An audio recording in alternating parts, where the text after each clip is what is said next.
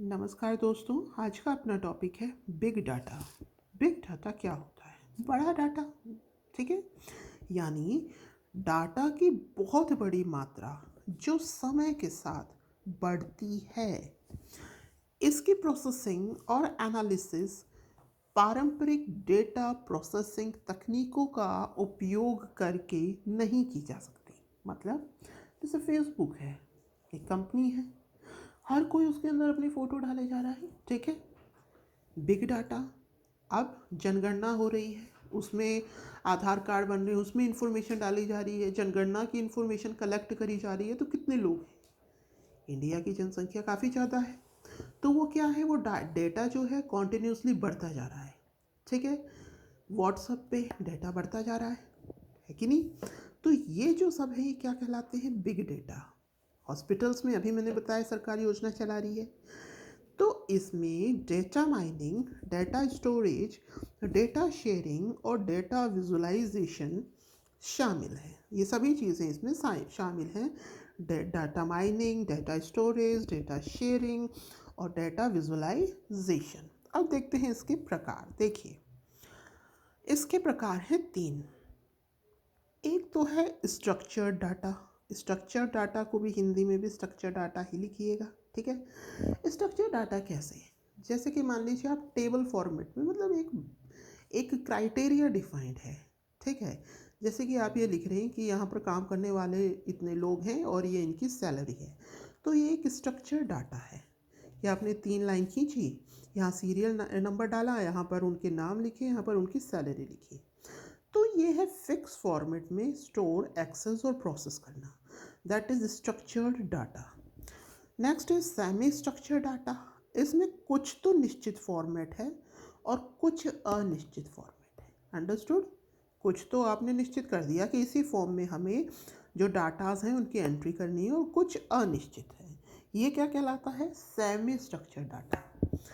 Last है unstructured data. तो unstructured data क्या है? अनिश्चित फॉर्मेट का डाटा, इसमें कुछ भी निश्चित नहीं है।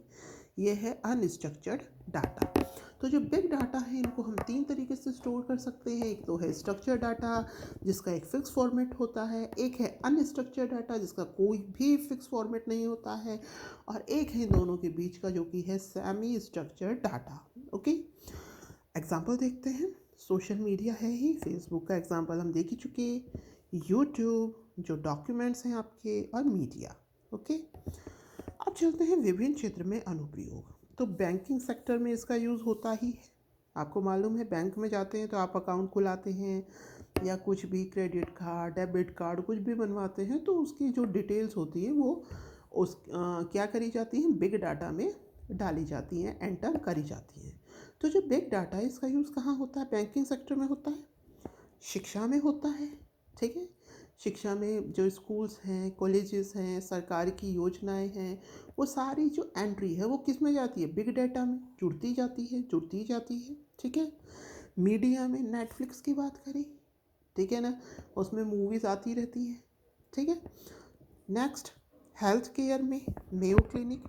हेल्थ केयर में भी आपने अभी बात करी थी, एग्जाम्पल मैंने आपको दिया ही था। उसमें भी क्या है? डिटेल आप पेशेंट्स के डाले जा रहे हैं, डॉक्टर की इंफॉर्मेशंस डाले जा रहे हैं।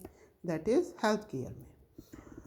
खुदरा में आप बात करें तो अमेजन, अभी रिलायंस स्मार्ट वाले भी ये ऑनलाइन अपना बिजनेस स्टार्ट कर चुके हैं।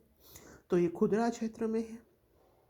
बिग डाटा कृषि के क्षेत्र में, जैसे कि उसमें पूरी इन्फॉर्मेशन होती है कि किस एरिया में क्या करते हैं, कौन सी फसल उगाई जाती है, किस चीज़ का प्रोडक्शन ज़्यादा होता है, किस जगह की ज़मीन में कौन सी जो इंसेक्टिसाइड, पेस्टिसाइड्स हैं वो डाले जाएं, मतलब खाद वगैरह।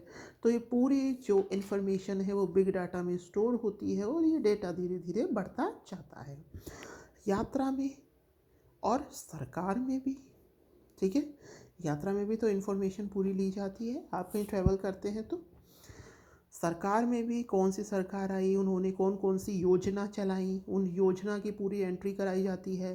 कितने लोगों को उन योजनाओं से लाभ प्राप्त हुआ, कितनों को लाभ प्राप्त नहीं हुआ। तो ये सारा कहाँ जाएगा? ये सारा जाएगा बिग डेटा में।